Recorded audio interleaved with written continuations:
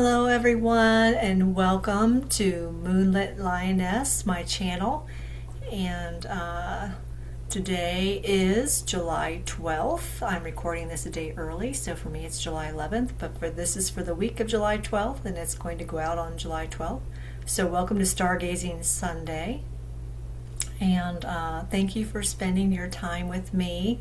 I'm honored to have you here. And I'm going to do my best to make it worth your while. This week's astrology could be called the pause before the journey, because of it being in Mercury Retrograde. There's a Mercury Retrograde and a new moon all happening in Cancer. And Mercury Retrograde is this moment where, or it's the end of the day.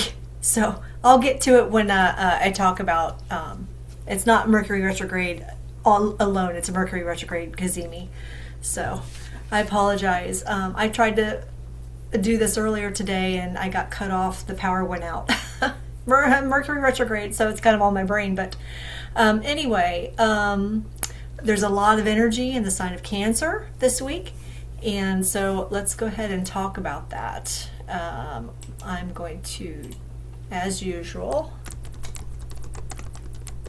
change my name to what I call myself. And let's share screen. And hopefully I can get the right one up. There. Okay. So, here's the overview of the week. We've got for the week of July 12th to July 18th, 2026. The moon phases are, we are going into a new moon on Tuesday, July 14th, new moon in Cancer. And then Wednesday we go into Leo, and Thursday Virgo, Saturday Libra. So this energy is this emotional energy. You know, our emotions are always fluctuating and changing, and it's, you know, tied to the idea that, you know, the moon is going through these signs every 2.5 days. So early in the week, with it being in Cancer and having all of these placements, you can see if you look below, we've got Mercury Cazimi, which is what I failed to mention, but it's a Mercury Retrograde Cazimi in Cancer. And on Monday we have Venus in Virgo square Uranus in Gemini, and then on Tuesday we have the new moon in Cancer. All of that's happening during this moon in Cancer energy. So what's the emotional energy like? It's emotional. It's because the moon is rules Cancer, right? The moon is ruled by Cancer, so there's a lot of similarities between the sign of Cancer and the moon. So it's an emotional time, it's a sympathetic time, nurturing time, a family-focused time. On a grander scale, it's people more focused on their country, maybe in a positive sense, being patriotic, you know. So that's what we're experiencing, a lot of that energy in the beginning of the week. And then we get to Wednesday and we get into Leo and the energy changes. We've got, you know, Leo is more showy, more seeking of validation, more romantic, more creative, wanting to show themselves and be recognized. So that's Leo, and then Virgo comes after that at the end of the week. And Virgo is the scientific mind. They're discriminating and they analyze and they work on improving things and making them, you know, better. They analyze things. So that's Virgo energy. And then Libra at the end is more harmonious, relationship focused. So that's kind of the energy we're going through in the week. So let's go ahead and look at the actual planetary placements or events that are occurring this week. So so here we've got two of our things, the Mercury retrograde Cazimi happening today, and then the Venus square Uranus also happening tomorrow, kind of showing in this picture here, in this image. So if we look on our chart, I didn't take everything off because so much of this is interplaying with each other, and you can see how all of this energy is bunched up on one side of the, we've got this Barbo's basket coming, and there's a lot of energy kind of concentrated in one area, and that we feel that as like we're all concentrating, we're all focused, kind of holding our breath, feeling this intensity, kind of like we're waiting for the breaking moment, where like the dam breaks or something, so it's kind of that sort of energy. But what we've got going on today is we've had Mercury retrograde for a little while, and let me see if I can find it here and circle it for you. So here today, now we're having Mercury retrograde run into, the sun is moving forward and Mercury is moving backward, and they're coming together in a cazimi, which is a conjunction. And Mercury is about how we think, messages, communication, daily interaction, or daily errands, daily tasks, getting things done. And the sun is us. It's our vitality, our purpose, and how we shine. So it's kind of like getting some sort of insight. You've got this intellectual processing of information, and it comes together with your purpose, and it's happening in Cancer, which is about home and family. That's the overall category, home and family, and how you protect yourself, and your home and your family. So it's the insights that you get might be regarding your home or family. Depending on which house this falls in for you, it's going to affect you differently.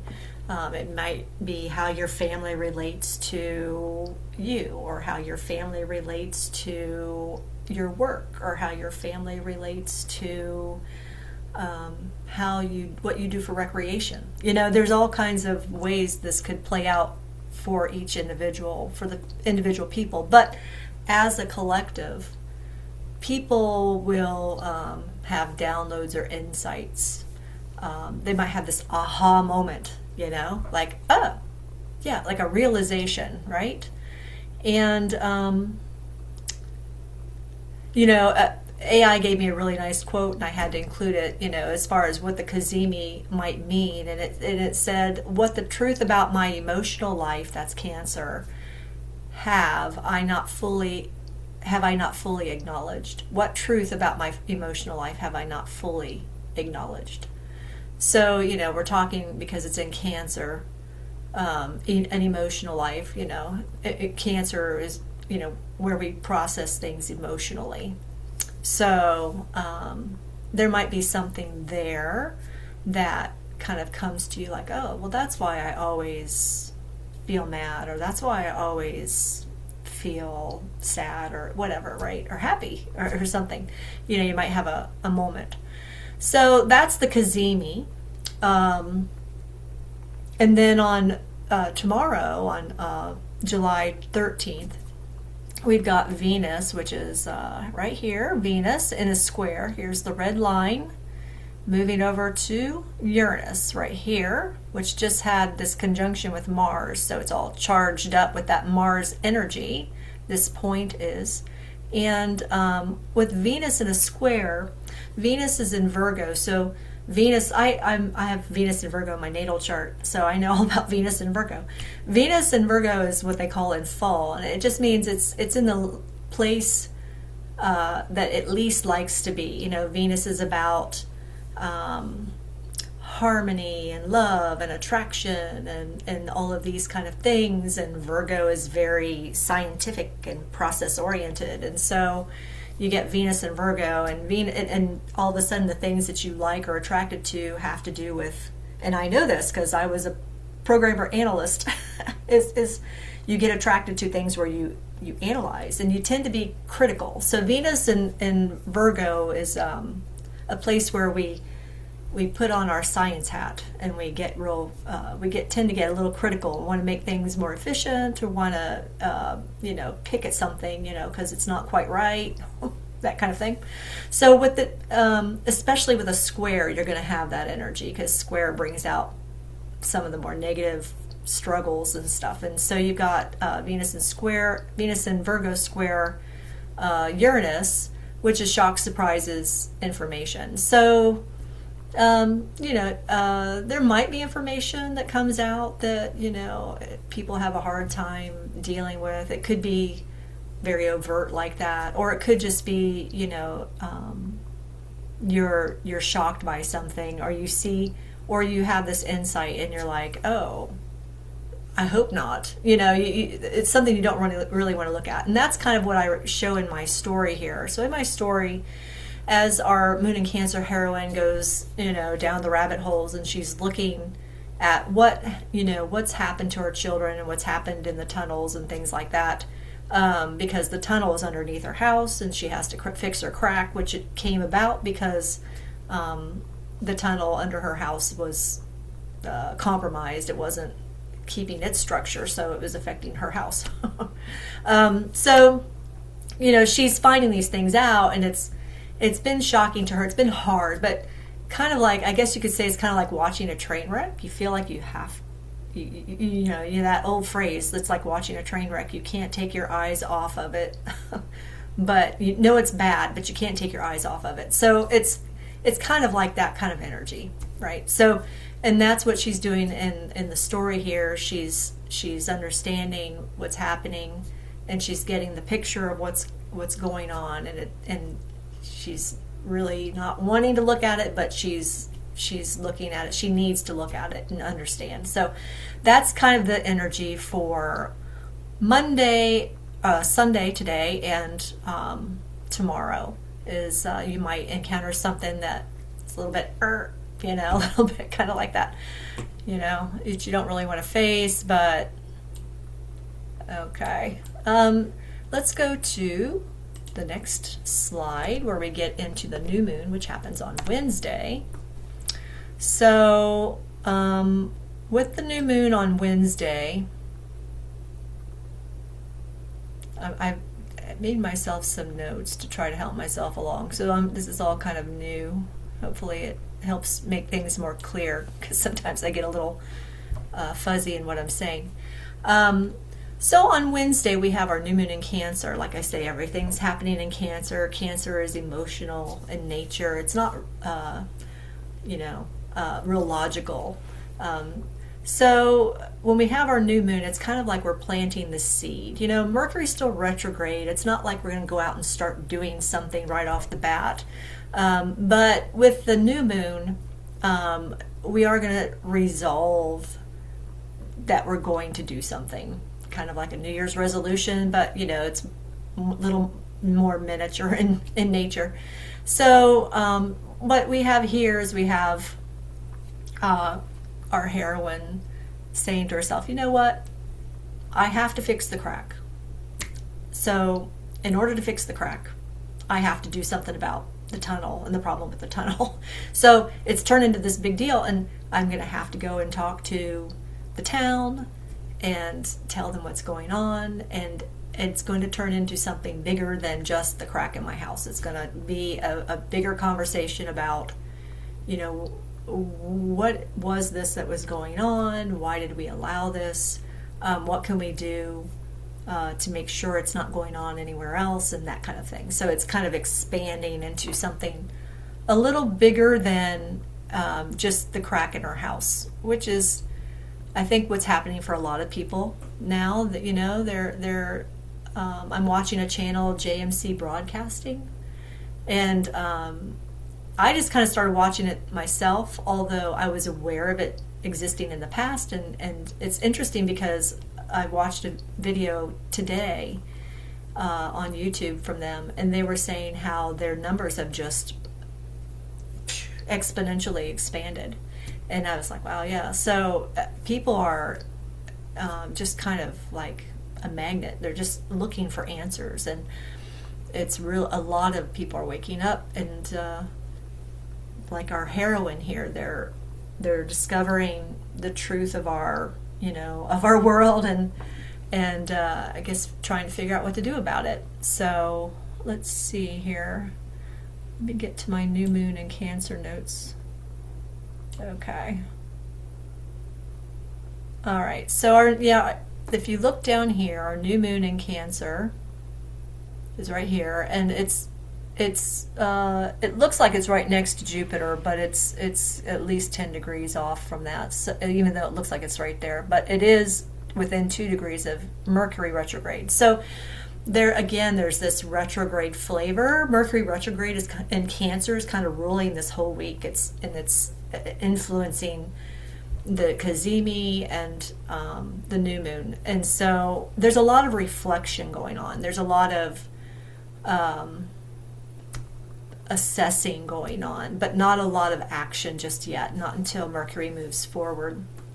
And so I got another little thing from AI that I want to share, and it summarizes kind of what we're experiencing this week quite a bit, and I thought it was really good, so I'm going to share it. But it said Mercury retrograde, what we're having this week, that's the questioning. So we're kind of going through this period where we're looking back, questioning, and the Cazimi that happens today, that's kind of like the realization, the aha moment, like, oh, yeah, I get it.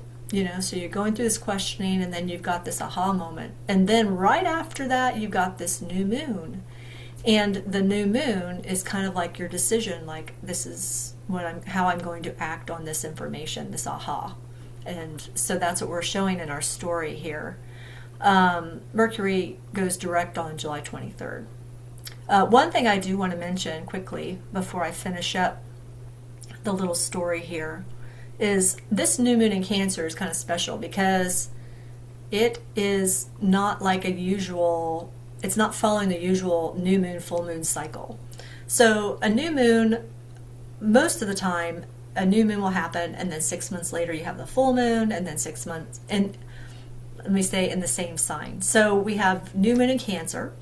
So we would normally expect a full moon in Cancer about 6 months from now, giving a 6-month time frame, and then go back to a new moon in a year from now. That's kind of the general cycle. But sometimes, because of the way the calendar is, it doesn't work out that way, and we end up with a skipped, like, two. Anyway, what's happening in this particular instance is that we're not getting a full moon in Cancer 6 months from now like we normally would expect. We're getting it in Leo, so it's kind of skipped a sign and gone to the next sign. So the next time we actually see a full moon in Cancer is in 18 months. So, it's not really rare. It's not very rare that happens, but it is, it doesn't happen a lot, maybe a couple times a year, maybe, in different signs. But the fact that this is happening now, with this particular situation, this new moon is like right on the doorstep of this Barbo's basket and the Grand Mini Trine moment, and everything happening in July, which is, unprecedented astrological things. And when you've got it on the doorstep, it gives it more meaning. So you've got this new moon in Cancer, and it's giving us, because it's going to take 18 months until we get to the full moon, it's like the seeds we plant now in this new moon are, they're going to need, it's in Cancer, are going to need that nurturing, are going to need more time and more nurturing and more protection and more tending to get to that fruition. And it's 18 months. So just wanted to bring that out and note that. Okay, so what I'm going to do is I'm going to try to transfer my, oh wait a minute, I'm not done yet. Sorry. I've got to do my on the world stage. So on the world stage, I already went through the this, but I'll just say it again. The one thing that kind of stuck out with me as far as what we might expect on the world stage is when Venus squares Uranus. Venus is very close to our south node, which is many times where things are let go. It can be a down market kind of situation when the south node hits a certain sign or planet. It can impact that way depending on everything else in the chart. But in this particular case, because Venus is squaring Uranus, Venus does represent money, and being in Virgo, it's like analytical, scientific, or engineering based companies possibly, and with the square in Uranus and Gemini, technical. So I tried to put that together into something that a scenario that could happen, and this is not financial advice. This is just something where I'm trying to interpret the chart to see, how it might play out. And so I thought, okay, there could be a possible financial dip in these particular type of companies that are having difficulties integrating new tech, because that's what Uranus and Gemini is. It's like new technology and stuff. So I don't know if anything will show up. I don't think there's going to be any major financial things happening Tuesday with this. I'm pretty sure of that. But maybe a dip, especially for certain ones.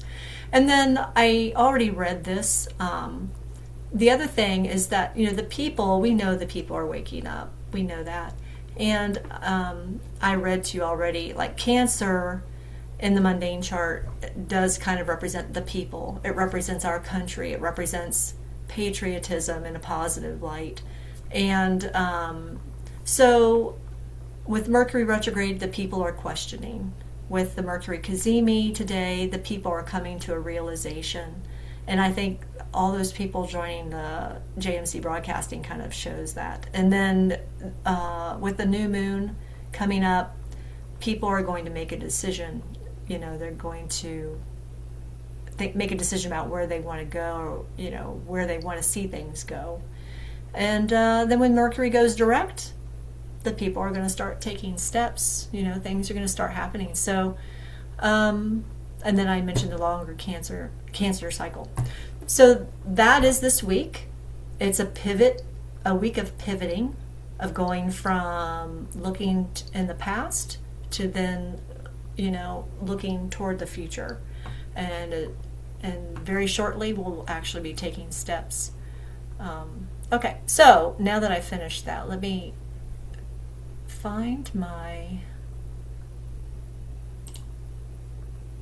do my best here to find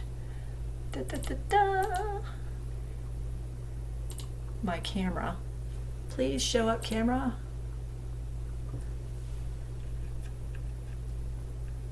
I had to take my camera down today too, because I had to do something and fix it. So yeah, it showed up.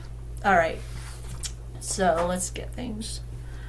I've got this new tablecloth here because the other one was too busy and you couldn't see the cards as easily. So this one you can see the cards, and I didn't iron it, so I apologize. But so again, it's just kind of like, what's the week look like? What's the energies of the week? And I've got an oracle card I'm going to pull out here. So let me shuffle. I shuffled them earlier today before the power went out, but let me just give them a quick shuffle again, freshen up the energy. Can you please, energies for the week, for our audience, energies of the week. Please give me a card for the energies of the week. Okay, let's see this one. These are thick and they're stuck. These two insist on coming out together, so they will be together. We've got two. And then Here's our oracle, and as I've been doing the pyramid spread, I'm going to keep doing that. I like that read for the weekly forecast, so that's what I'm going to do is a pyramid spread. So past, present, future, hidden influence, this, and then advice or extra information and outcome.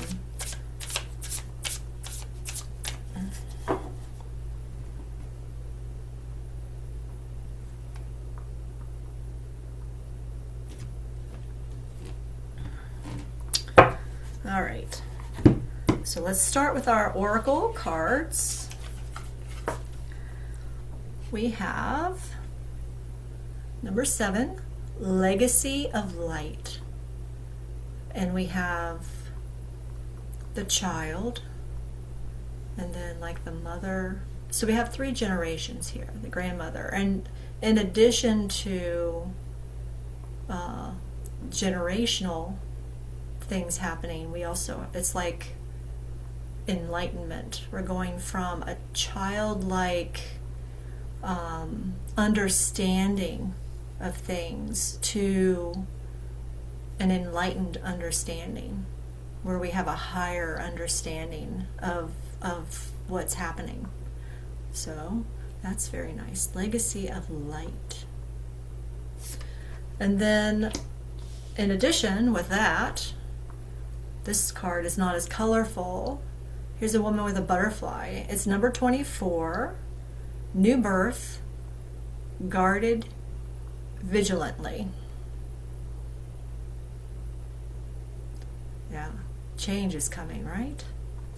Change and enlightenment. And a butterfly symbolizing, you know, coming out of the cocoon, something new. Okay. All right, so these are guiding the rest of what I'm reading here. All right, so now I'll go ahead and draw past, Knight of Cups. I'm going to zoom it in just a little bit. I think I can come in a little closer so you can see better. And I'm going to get my candle in here too. All right, so we've got Knight of Cups, 5 of Cups, appropriate with the Cancer energy this week because Cancer is water sign and the cups are water, so that's appropriate. Fluid in motion. Okay, and then don't you love the way the cards repeat themselves? Death and rebirth, that's what this is. So we've got death and rebirth. This is the future card. And it's this week. This is for the week, right? Hidden influence, another cups card. And then death is Scorpio, which is also a water sign. Water. 10 of Cups, another water card. The Hermit. Here we've got Virgo. That's where Venus is this week. It's in Virgo. All right. And then one more, if I can squeeze it on to, yes, I can. We've got the 5 of Pentacles. Outcome. Interesting. So we got a Pentacles for the outcome. All right.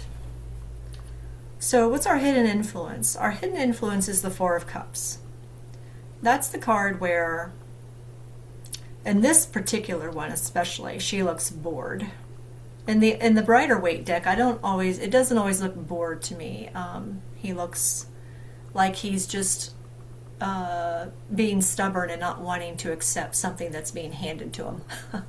Although you can read it different ways, but that's often how that looks to me. I suppose it's like a Rorschach test, you know. But here with the 4 of Cups, in this particular one, she looks bored. And so I think, you know, the hidden influence is probably for this community, especially, we're kind of getting tired of waiting. we're tired of waiting, and we're like, oh, please, can we just move on with this? And I think even though we don't feel like things are happening and we're tired of waiting, there are things happening. There are things happening, and we're not necessarily acknowledging them. You know, we want something bigger and better to happen, right? So, I mean, maybe we do realize there's things happening, but not the kind of things we want to see. So we're like, yawn, you know, yeah, things are happening, but, you know, show me something amazing, right? So anyway, we've got this card here of kind of like where we're not really, with this week, we're just not, we're just tired of it. We're just tired of it. So, given that, we look at our past and we've got the Knight of Cups. So it looks like, the Knight of Cups is somebody who is being friendly and offering their service and being kind. And then we move into the current energy of Five of Cups, where, Five of Cups is the disappointment card, where somebody spills, in the Rider-Waite, somebody spills their wine, and they're really sad about it, but they still have 2 cups left, and and it's like the glass is half empty kind of situation. So maybe at the present, we're especially with this hidden influence here, we're kind of just, we're tired of the movie, I guess. We're tired in a way of things moving on and on and on and going on, and not seeing the deep change that we're looking for, There's just some disappointment here. But look at the future. Wow. We've got death and rebirth. I'd say that's a pretty big deal. So I think this energy this week is going to bring some of the change that we're looking for. I don't know how that's going to look. I can draw a couple cards to see, but let me finish looking at what we've got here. I know these are the significators, so it's like it's very personal. It seems very personal. We've got legacy of light and new birth. So let me just ruminate on that. Okay, so when we look at the 2 extra cards, which should give us more information, we've got the Ten of Cups, which can be read positively or negatively. Ten of Cups positively is happy family. They're all enjoying their lives together. And this particular card in the drawing seems to really emphasize that. Whereas in the Rider-Waite version, they are far away, they're not shown close up, and they're not facing you, so it seems more like they're putting on a facade, and it's not really how they feel. They're just kind of putting on a facade for the public.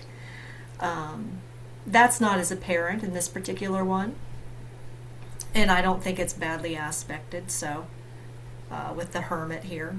So we've got the Hermit along with that, and the Hermit is about going within. I see it going along with the legacy of light. It's about going within. So I see this as kind of like an inner, this is family, and Cancer is a lot about family, right? And there's a lot of Cancer energy this week. So it's like going within and realizing what is most important for you. And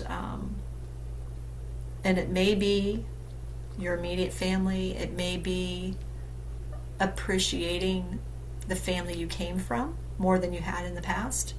It may be appreciating the people around you that are like family, right? Or just appreciating what a family the institution of the family does for people and the children that grow up in them, if done right.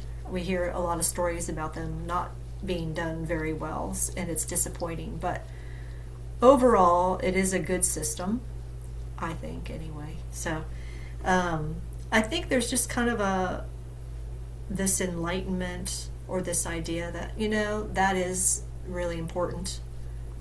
Taking care of our family, taking care of those community, taking care of our country, and getting back to that focus, I think, maybe. And then finally, with the outcome, we have the Five of Pentacles. And Five of Pentacles is a lack card. So if I show it to you here,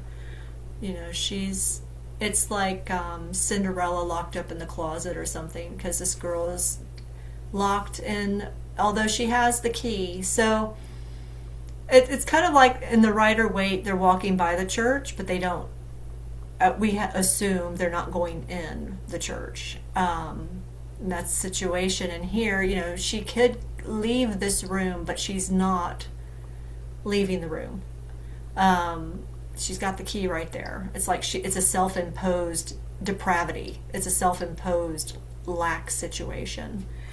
And so, but it's temporary. Fives are temporary. So the outcome of this week, I think, has a lot to do with, thinking about the astrology, thinking about the read that we have here.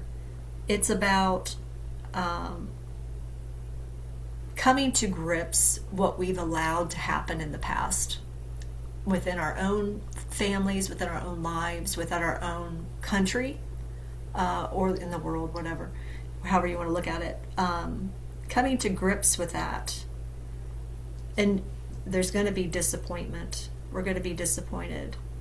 But at the same time, it's that realization is going to help us see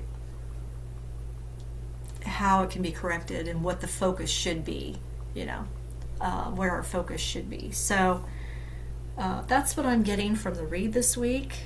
I don't know. I guess I could read two more cards just for a summary. So we've got the 8, the Strength card. So we've got two major arcana here, and the Empress. And yeah, so the Strength card for me is it's kind of like where you have to be strong. You have to be strong. I guess you don't have to be strong. Some people may react differently, but we're going to be strong. So we're going through a lot of changes, and we're going to be strong about it. That's the Strength card. And from that strength, the Empress here, that's Venus, ruled by Venus. It reminds me of the new moon in Cancer. It's like we're going to birth something new. We're going to birth something new, a new idea. There's new seeds being sown about what's important. What's important in your life. It's like when you're on your deathbed. What are you going to be? What are you going to think of as the most important things, right? So it's kind of like that kind of moment, except hopefully none of us are on our deathbed, right? But it's kind of that sort of thing where we have this realization, this is what's most important. This is what's most important.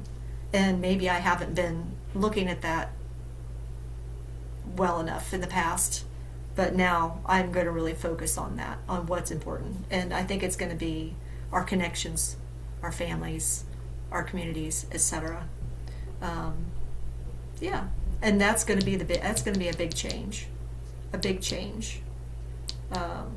and we have Pluto in Aquarius right now, and that is, Aquarius is how we connect with each other. It's connections, and humanitarian type things. And wherever Pluto is, when it hits a house, it really changes it over, and so that's what's happening.